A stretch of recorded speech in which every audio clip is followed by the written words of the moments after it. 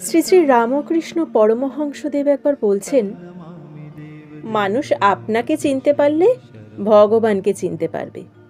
আমি কে ভালো রূপ বিচার করলে দেখতে পাওয়া যায় আমি বলে কোনো জিনিস নেই। হাত, পা, রক্ত, মাংস ইত্যাদি এর কোনটা আমি? যেমন পেঁয়াজের খোসা ছাড়াতে ছাড়াতে কেবল খোসাই বেরোয়, সার কিছু থাকে না। সেই রূপ বিচার করলে আমি বলে কিছু পাইনে, শেষে যা থাকে তাই আত্মা চৈতন্য। আমার আমিত্ব দূর হলে ভগবান দেখা দেন। জয় ঠাকুর, জয় স্বামীজির জয়। ঠাকুরের কথা শুনতে কেমন লাগলো অবশ্যই জানাতে ভুলবেন না। এরকম আরও অনেক কিছু শোনার জন্যে চ্যানেলটি সাবস্ক্রাইব করে সঙ্গে থাকুন। দেখা হচ্ছে আবার একটি পরবর্তী ভিডিওতে। ততক্ষণ সবাইকে টাটা।